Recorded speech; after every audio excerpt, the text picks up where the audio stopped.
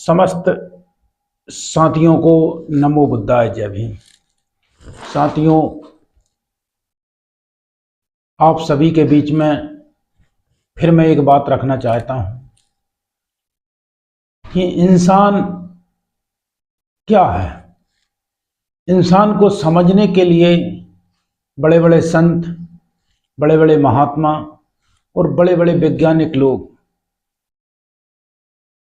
हमेशा हार जाते हैं, लेकिन इंसान को आज तक कोई नहीं समझ पाया।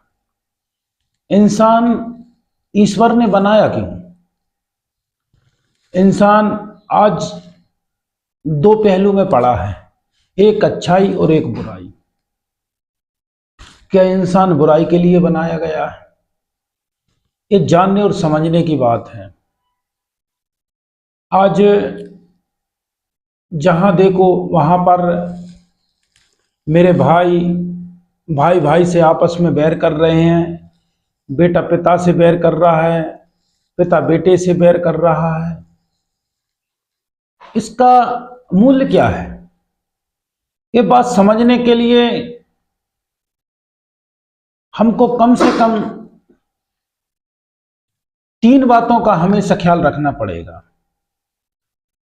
एक बात मैत्री का भाव रखना, दूसरा करुणा और तीसरी सम्यक वाणी। अगर आपके पास सम्यक वाणी है अर्थात मधुर बोलना, कबीरदास जी ने कहा है, बोलिए कमोल है इसका नहीं है मोल, और मन के तराजू तौलिए फिर बाहर को खोल। अगर आप किसी व्यक्ति से अच्छी बात करते हैं, अच्छे से पेश आते हैं, तो संभवतः वो व्यक्ति भी आपसे अच्छे से ही पेश आएगा। अगर कोई व्यक्ति से आप बुराई से बात करते हैं, तृष्णा से बात करते हैं, ईर्ष्या से बात करते हैं, तो संभवतः वो भी आपसे ईर्ष्या और कपट ही करेगा। तो मनुष्य के जीवन में कपट करना जरूरी है क्या? मनुष्य के जीवन में ईर्ष्या करना जरूरी है क्या?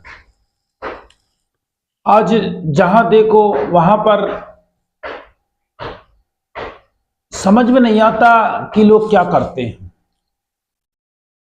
प्रकृति ने आपको इतना अच्छा शरीर दिया है, ईश्वर ने आपको इतना अच्छा सुंदर मुख दिया है, इतनी सुंदर वाणी दी है, फिर भी आप कठोर क्यों बोलते हैं?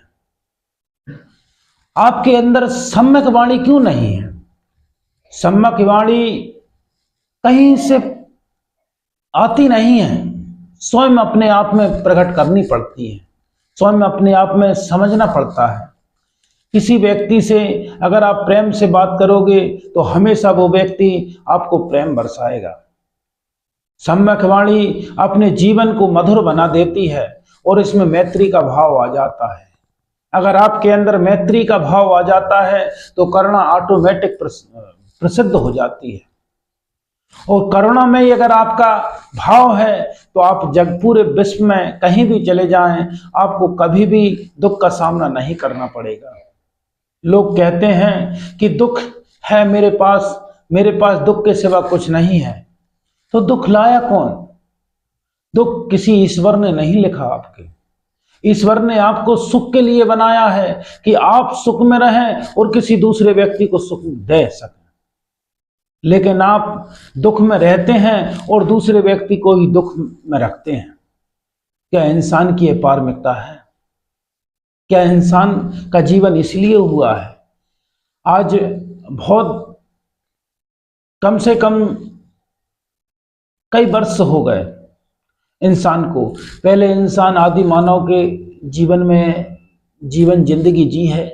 मैं मानता हूं कि उस वक्त इंसान की पारमिकता वो ही थी कि आदि मानव के समय में उसको ज्ञान नहीं था, लेकिन आज इंसान मन की बात तक समझता है।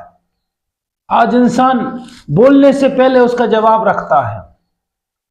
इतने विवेकशील इंसान होने के बावजूद भी आप दुख में हो, और दुख होने के बाद भी किसी दूसरे को दुख देना क्या जरूरी है? क्या इंसान की यह पारमिता है? क्या इंसान की यह सोच होनी चाहिए? क्या ऐसे ही इंसान होने चाहिए? बड़ी गंभीरता का विषय है। आप अपनी वाणी में संयम रखें, अपनी वाणी को ऐसे बोलें जैसे कोयल।